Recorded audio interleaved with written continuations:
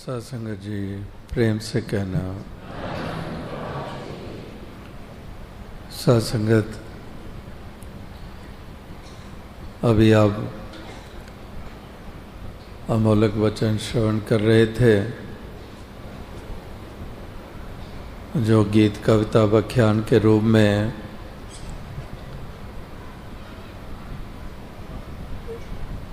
यथार्थ वचनों का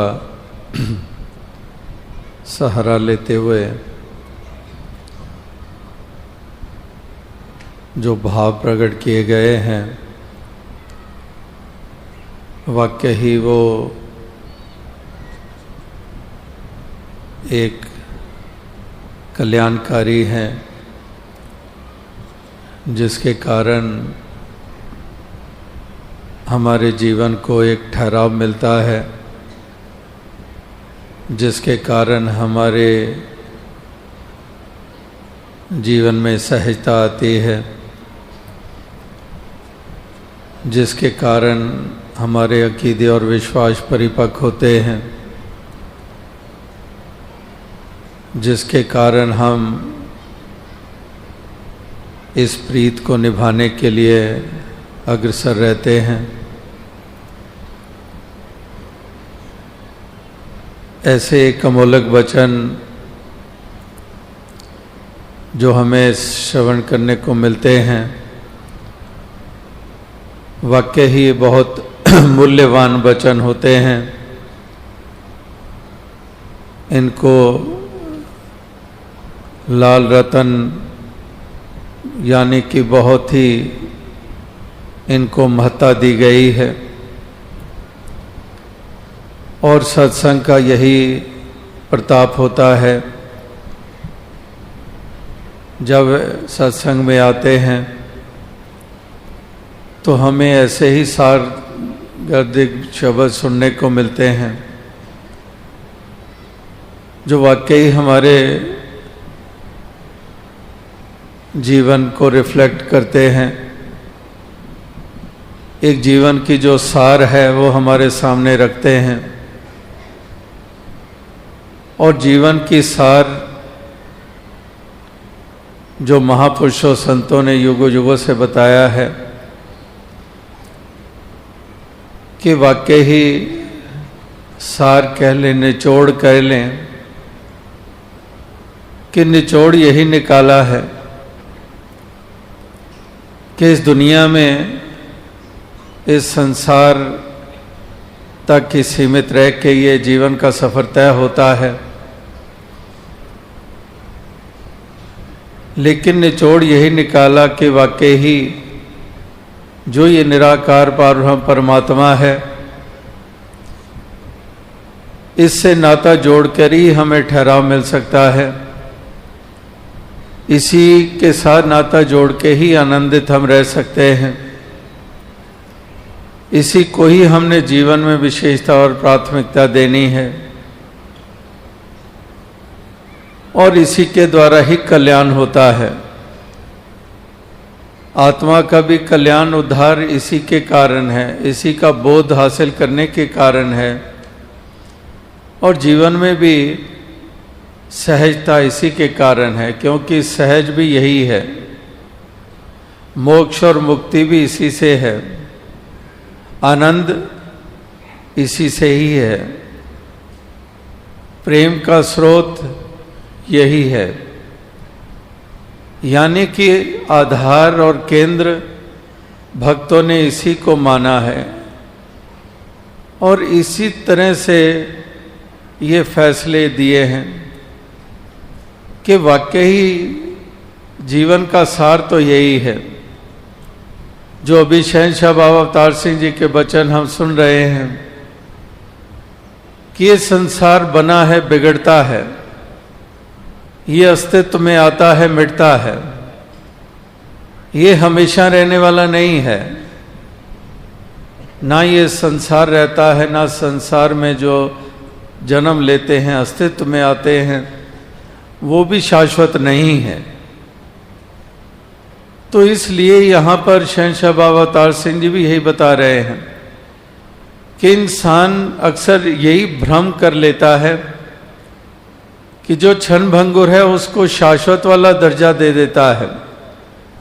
वो ये मान लेता है कि ये सच्चाई है, ये कायम रहनी है, और जो शाश्वत है, जो सत्य है, उसको मिथ्या मान लेता है।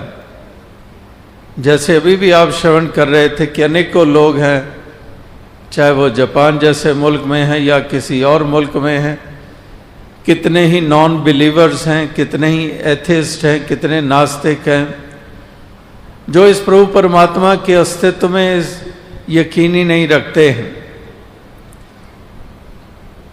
यानी कि वही बात महापुरुष कहते हैं कि जो सत्य है उसको मिथ्या मान लेते हैं। यानी कि ऐसे लोग इसको मिथ्या मान लेते हैं कि ये कुछ भी नहीं है, नथिंग लाइक इट, ऐसा कुछ भी नहीं है। और जिसको शाश्वत मानते हैं, जिसको हकीकत मानते हैं,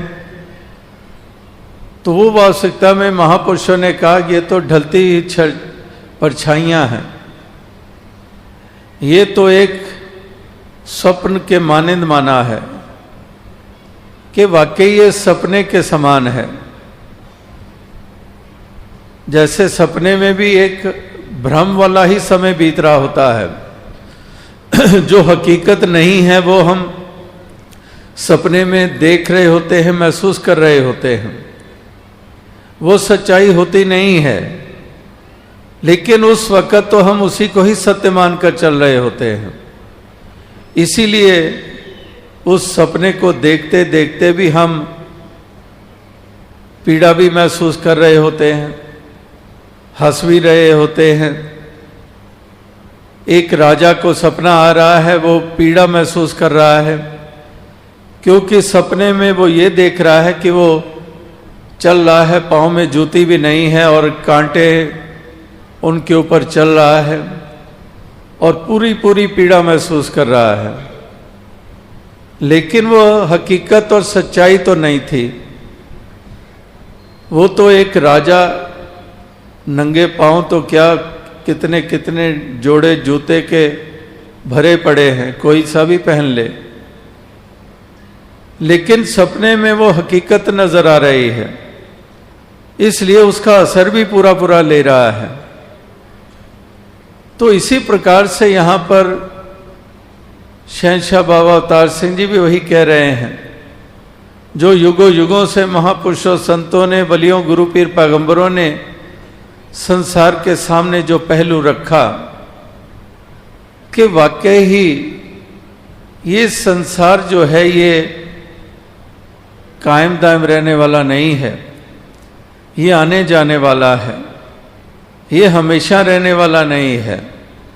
हमेशा रहता है ये प्रभु परमात्मा, ईश्वर निराकार, और यही है जो सारे संसार का आधार है। इसलिए कहते हैं कि इसको विशेषता जो देता है, इस एहसास के साथ जो जीवन के सफर को तय करता है कि बाकी सब कुछ मिट जाना है, कि बाकी सब कुछ मिट जाता है, ये हमेशा रहता नहीं है। अगर लहर और सागर की बात जैसे पीछे ही दास ने जिक्र किया,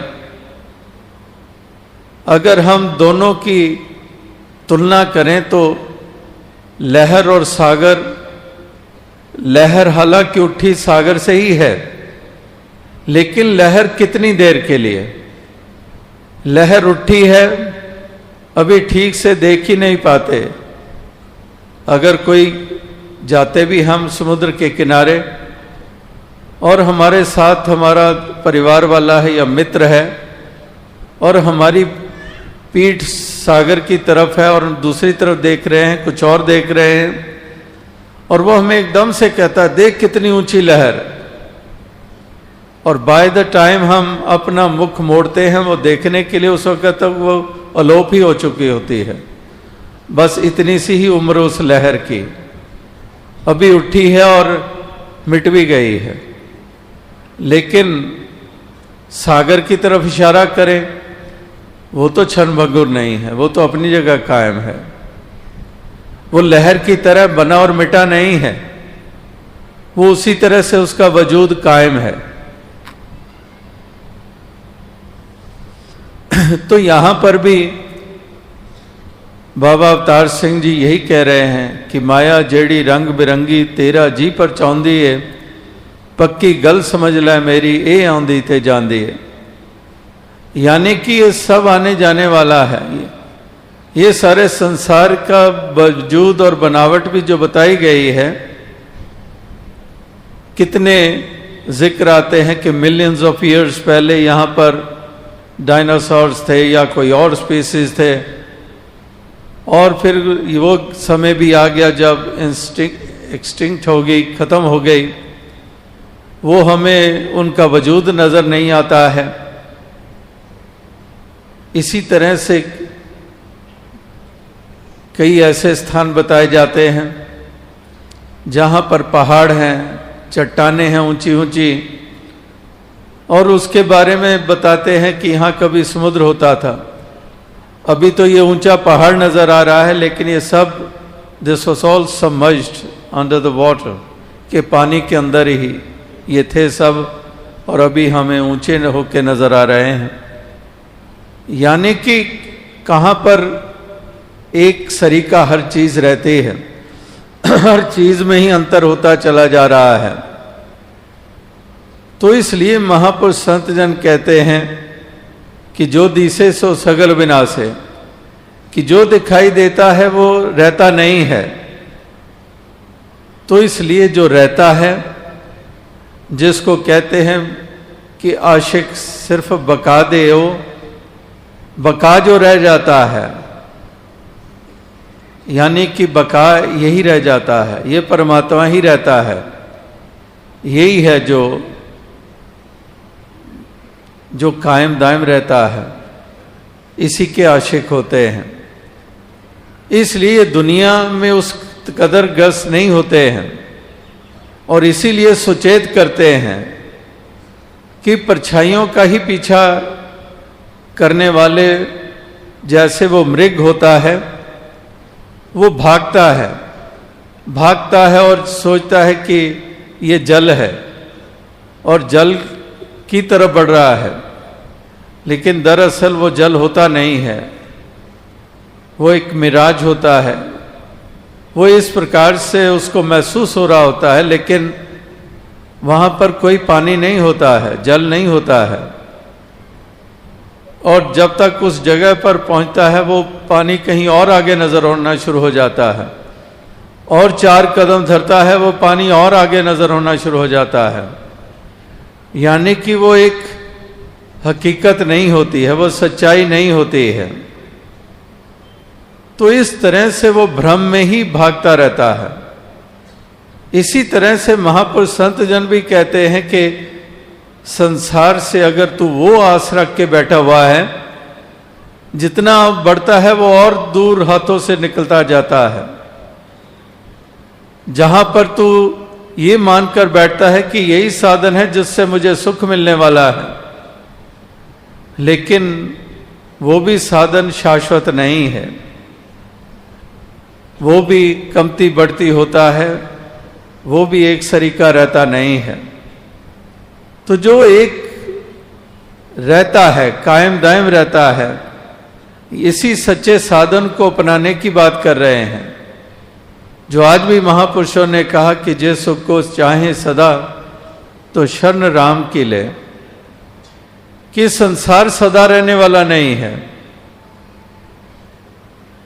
हमारे मित्र दोस्त सदा रहने वाले नहीं हैं, हमारा परिवार रिश्तेदारी हमेशा रहने वाले नहीं है, हमारी ताकत, हमारी हुकूमत सदैव रहने वाली नहीं है। जिनको इंसान मानकर चलता है कि यह हुकूमत है तो बस पूरा ही आनंद और सुख है, लेकिन वो हुकूमत ही नहीं रहती तो सुख उसके साथ ही चला गया, आनंद उसके साथ ही चला गया। ये मित्र है, ये दोस्त है, ये रिश्तेदार है, वो भी किस तरह से आंखें फेर लेते हैं, किस तरह से गर्ज के ऊपर आधारित वो रिश्ते बने हुए हैं। वो गर्ज या हालात, इस माया के 3 नाम परसु परसा परस राम, वो सब उसी तरह से ही अपना असर रखते हैं, एक जैसा नहीं है। यानी कि हर चीज़ जो है दुनिया की, उसमें यही सिलसिले हैं जो हमें देखने को मिलते हैं। इसीलिए महापुरुषों ने पहले भी यही कहा है कि जगत की झूठी देखी प्रीत, अपने ही सुख को सब लागत क्या दारा क्या मीत। कि वाकई वही गरज कि अपने ही सुख को सब, बस मुझे वो मिल जाना चाहिए, और चाहे मेरा सका भाई क्यों ना हो, बहन ही क्यों ना हो, पिता ही क्यों ना हो, माता ही क्यों ना हो, लेकिन मुझे मिल जाना चाहिए, इनको ना मिले कोई बात नहीं। वही बात कि अपने ही सुख को सब लागत क्या दारा क्या मीत, जगत में झूठी देखी प्रीत। तो इस प्रकार से ये संसार में महापुरुषों ने जो बार बार इंसान को ध्यान दिलाने के प्रयास किए हैं, वही बात जो बाबा अवतार सिंह जी साधारण शब्दों का इस्तेमाल करके जो कह रहे हैं, जो माया रंग बिरंगी तेरा जी परचांदी है, वही मृग की तरह कि मृग भी भागता है, उसको भी कुछ वो ललचा रहा है, वो भरमा रहा है, तेरा जी परचांदी है, पक्की गल समझ ले मेरी ए आंदी ते जांदी है। यानी कि वो सच्चाई, वो हकीकत नहीं है, वो सच्चा आधार नहीं है, वो शाश्वत वाला साधन नहीं है। तो इसलिए जो हमेश रहने वाला है, हमेशा रहने वाला है, इसी का ही एक सहारा लेना, इसी के साथ मन का नाता जोड़ना, इसी को ही जहन दिलो दिमाग में बसा के रखना, यही महापुरुषों ने कहा कि यही एक हमारी सच्ची अवेयरनेस है, एक सच्ची जागृति यही है। अगर हमने ये बात समझ ली, अगर ये हमने जान लिया, तो फिर वास्तविकता में हम उस भ्रम से ऊपर उठ जाते हैं और हम आनंद के पात्र बन जाते हैं। हम आनंद और सच्चे सुकून की महसूसियत करने लग पड़ते हैं और जान जाते हैं कि वाकई ही ये सब ढलती ही परछाइयां हैं। सुख दुनिया दे परछावें ने जेकर प्रीता पाएगा, तो वाकई ये ढलती हुई परछाइयां हैं। बादल की परछाई कितनी देर वो हमें छाया देते हैं और उसका पीछा करते भागते चले जाएं। हवा आती है, बादल आगे भागते हैं, हम और भागते हैं, वो और अदर भागता है और पीछे भागते हैं, और फिर वो भी बादल भी बिखर जाते हैं, छोटी छोटी टुकड़ियों में बढ़ जाते हैं। वो बादल जो इतना बड़ा आकार वाला बादल नजर आ रहा था और इतने बड़े आकार में वो छाया दे रहा था, अब वो भी अपने आप में टुकड़ों में वो बट गया। वो बादल अब वो छोटे छोटे टुकड़ों में, अब छोटे छोटे टुकड़ों में बट गया। अब एक और असमंजस की स्थिति आ गई है कि अब इन टुकड़ों में भी किस टुकड़े के पीछे भागे। तो इस प्रकार से वही बात यहाँ पर कही जा रही है कि वाकई ये परछाइयाँ, ये वास्तविकता में इसी का ही इंसान सहारा लेता है, इसी का ही पीछा करता रहता है। टल गए परछावें जिस दम रोएगा कुरलाएगा।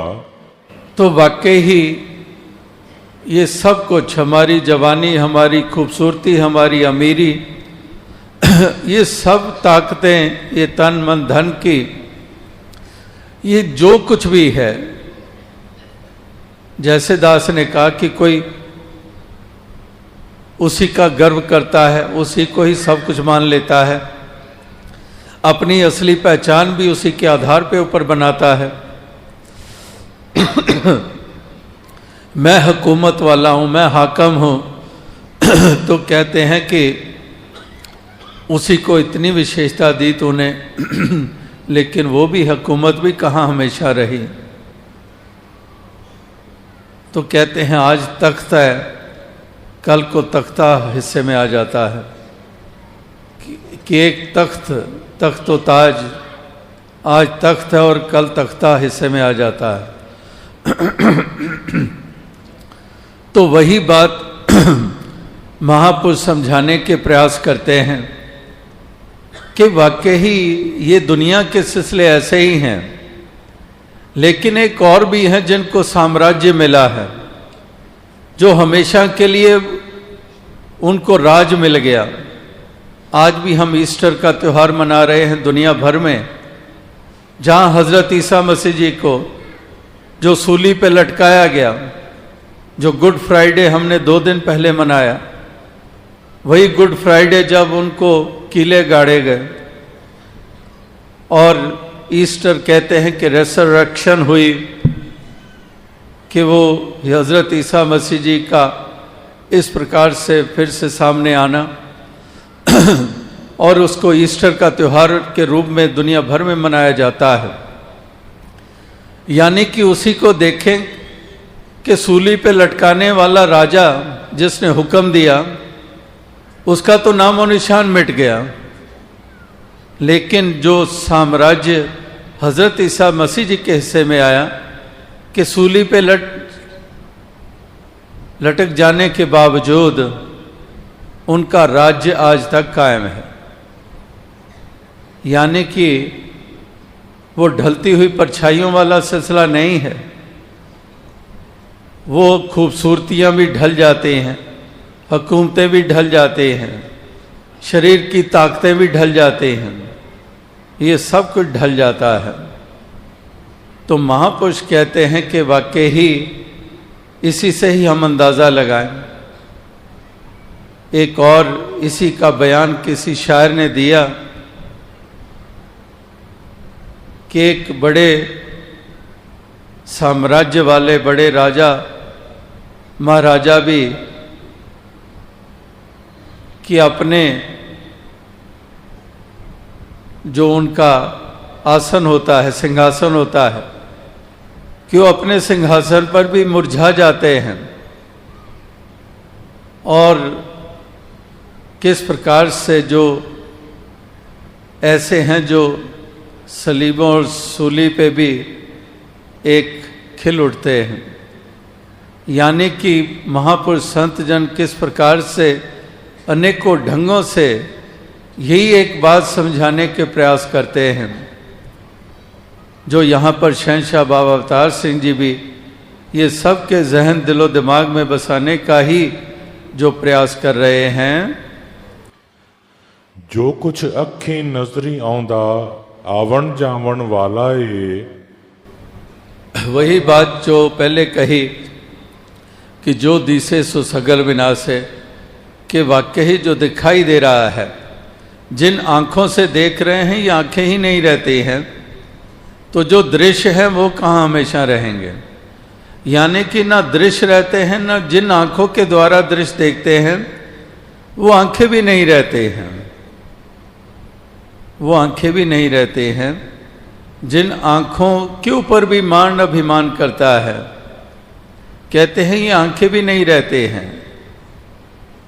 तो इस तरह से कभी जो फरीद जी जैसे महापुरुषों ने, सूफी संतों ने भी जो कहा है कि वाकई ही ये आंखें भी जिन लोयण जग मोया से लोयण में डिठ कज्जल रेख ना सेंधिया से पंखी सुए बहेट, कि जिन ऐसी कोमल आंखें जिन जो काजल की रेखा भी नहीं सहन कर सकती, इतनी कोमल सी आंखें, तो वही कहते हैं कि जिन लोयण जग मोहया, इन आँखों ने कितनों को मतवाला किया, कितनों को मोह लिया। ऐसी आँखें जिन लोयण जग मोहया, मोह लिया जग को, से लोयण में डिठ, कि उन आँखों को मैंने देखा है जो कज्जल रेख ना सहन दिया, जो काजल की रेखा तक नहीं सहन सकती कर सकते, से पंखी सुए बहेट, कि वहाँ तो कह रहे हैं कि अब वो शरीर मौन पड़ा हुआ है,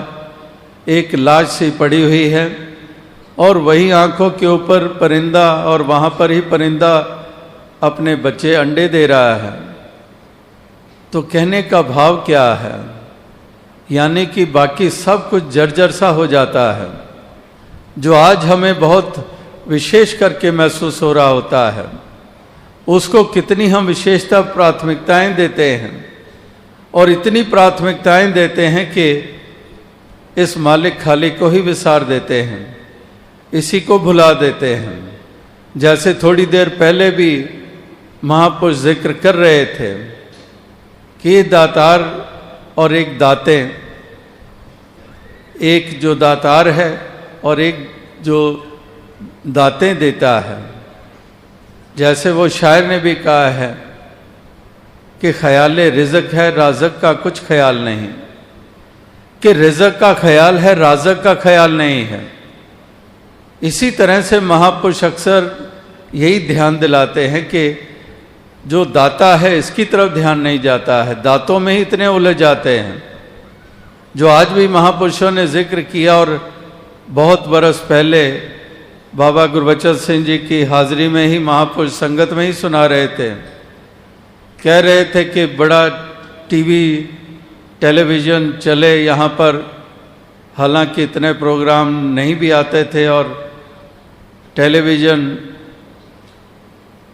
जो बाज़ार में आए लोगों ने लेने शुरू किए, तो वो महापुरुष कहने लगा कि मेरे बच्चे मेरी जान खा गए कि टीवी लेके आओ, टीवी लेके आओ। वो नहीं लाए, बाकियों के घरों में आ गया है, हमारे घर नहीं आया है। तो कहते वो टीवी आ गया।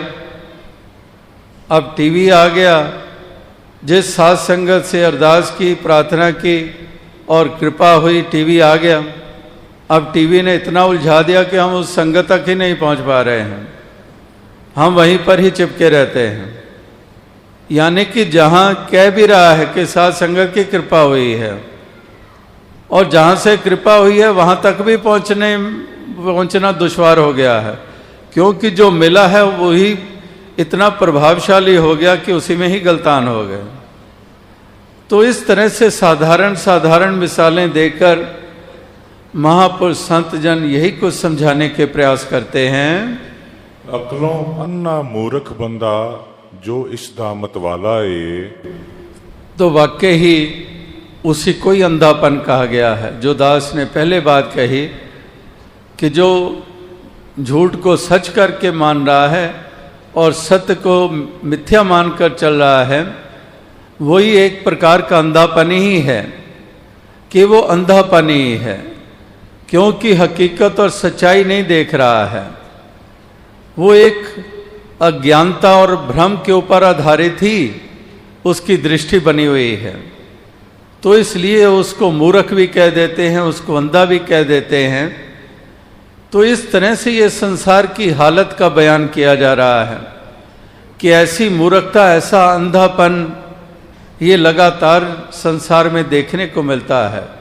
हालांकि ये आंखें हैं, दृष्टि, ये वाली आंखें जो चेहरे पे लगी हुई हैं, ये आंखें हैं, लेकिन आंखें होने के बावजूद अंधापन है, क्योंकि जो असल में आंखें हैं वो नहीं है।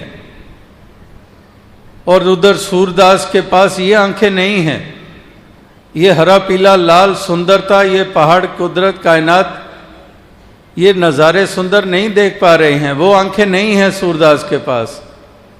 लेकिन जो आंखें हैं वो सच्चाई देख रही हैं, वो हकीकत देख रही हैं। तो आओ साथ संगत, अंधापन क्या है, असली नज़र क्या है, मृतक कौन है और जीवित कौन है, ये सब महापुरुषों ने परिभाषाएं बताई हैं। और यहाँ पर भी उसी परिभाषा के अनुसार ही बताया जा रहा है कि वाकई ही अंधापन यही है जो इंसान की अवस्था है, इंसान किस दृष्टि से देखता है, इंसान की प्राथमिकताएं क्या है, इंसान किस चीज़ को विशेषता देता है। तो वहीं पर ही ये साबित होता है कि आँखों वाला है ये, या फिर अभी भी अंधकार ही छाया हुआ है। तो इस तरह से ये महापुरुष संत जन यही इंसानों को युगों युगों से संदेश और पैगाम ये देते आ रहे हैं कि वाकई ही जो सहजता हमारे जीवन में आनी है वो इसी शाश्वत के कारण आनी है, इसी का आधार लेने से ही होना है ये संभव। तभी ये सब्र और संतोष भी हमारे जीवन में आना है, क्योंकि इसी को ही हम विशेषता देते हैं। चलदे नाल प्रीतां ला के आखिर रोना पैंदा ए।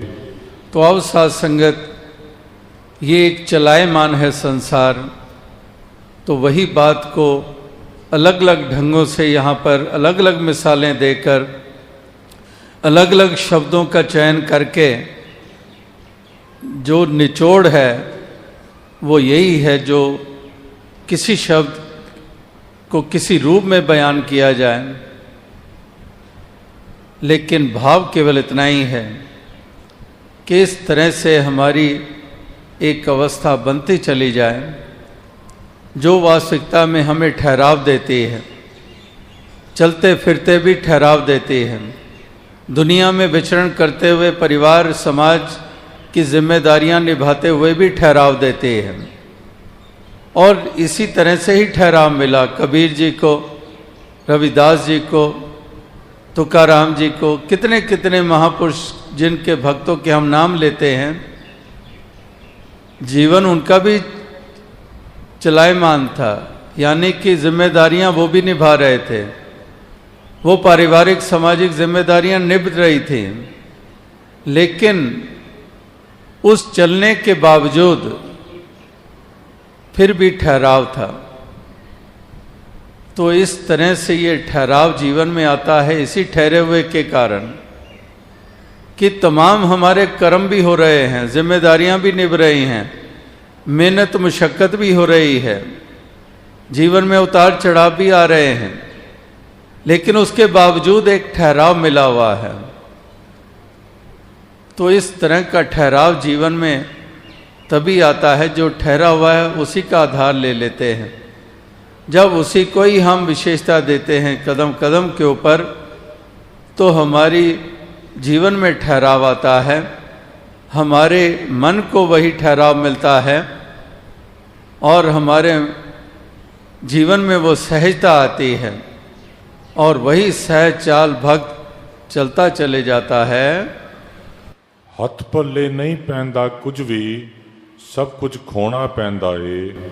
तो वही बात कि रेत जैसे होती है मुट्ठी में बांधी हुई और कैसे वो रेत सरक जाती है मुट्ठी में से, इसी प्रकार से एक एक श्वास हमारा हाथों से निकलता जाता है।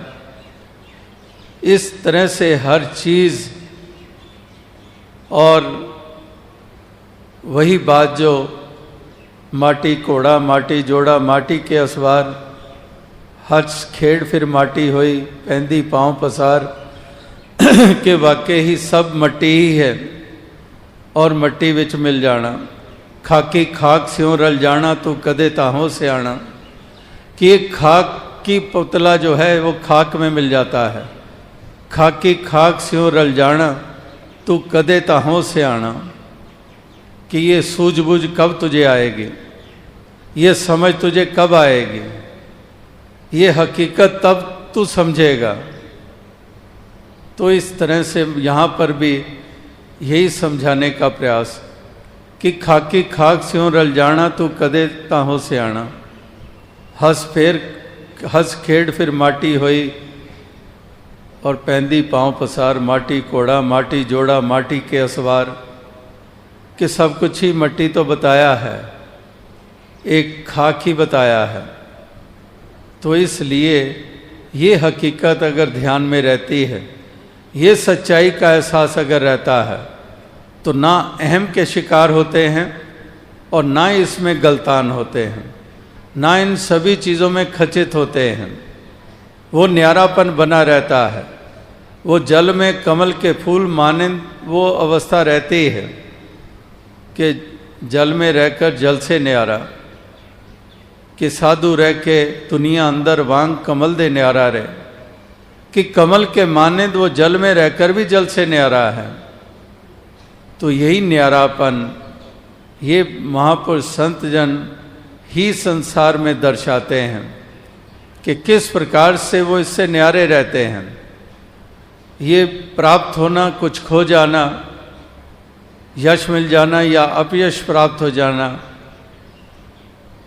तो उस सभी चीज़ों में से गुजरते हुए वो अपनी अवस्था को सहज जो बनाए रखते हैं, वाकई उनकी कितनी महानता होती है। जो नर दुख में दुख नहीं माने, सुख स्नेह और पहने जाके कंचन माटी माने, कि ना एक निंदा का असर ना यश का असर। जे लोग सलाहें ता तेरी उपमा, जे निंदे ता छोड़ ना जाए। कि इस प्रकार से श्लाघा होती है तो आपे से बाहर नहीं हो जाता है, अभिमान में नहीं आ जाता है, अहंकार में नहीं आ जाता है, इतना फूल नहीं जाता है कि दूसरों को नीची दृष्टि से देखने लग पड़े।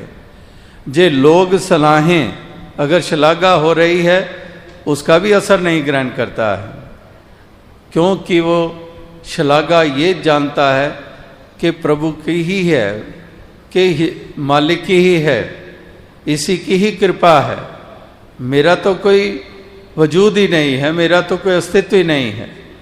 तो इसलिए श्लाघा है उसका भी असर नहीं करता है।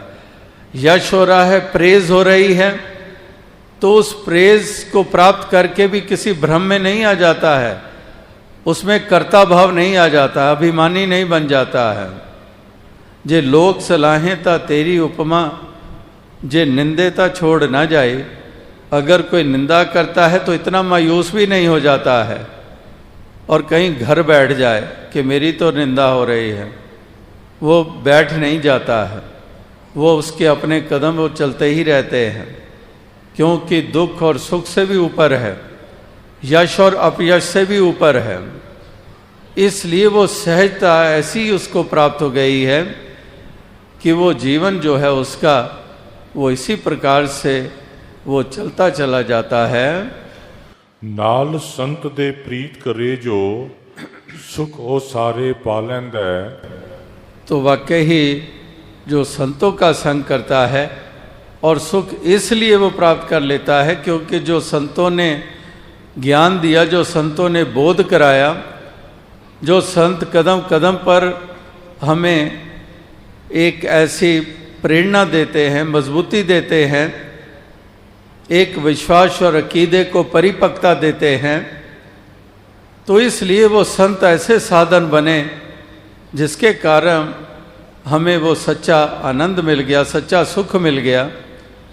वो संतों के संग के कारण ही हुआ, क्योंकि संतों ने हमें वो बोध कराया, वो ज्ञान दिया, वो उजाला दिया, वो हमारी सोच ऐसी बनाई। इसलिए इस जीवन की चाल को कैसे चलना है, कैसे हमने इन सब में से गुजरना है, वो सब ढंग, वो सलीका हमें बताया। और इसीलिए हम वो सुख की महसूसियत करते हैं, वो आनंद की महसूसियत करते हैं। संत अवतार करे जे कृपा अपने नाल मिला लेंदा है। तो इस प्रकार से अपने साथ मिला देता है, यानी कि इस मालिक से जोड़ लेता है। और क्योंकि जो मिला रहा है वो ब्रह्म ज्ञानी है, और ब्रह्म ज्ञानी जो है और उसमें और इस मालिक के में कोई भेद नहीं है। ब्रह्म ज्ञानी का सकल आकार, ब्रह्म ज्ञानी आप निरंकार। तो इस प्रकार से वो अपने साथ ही मिला लेता है, यानी कि निराकार के साथ मिला देता है।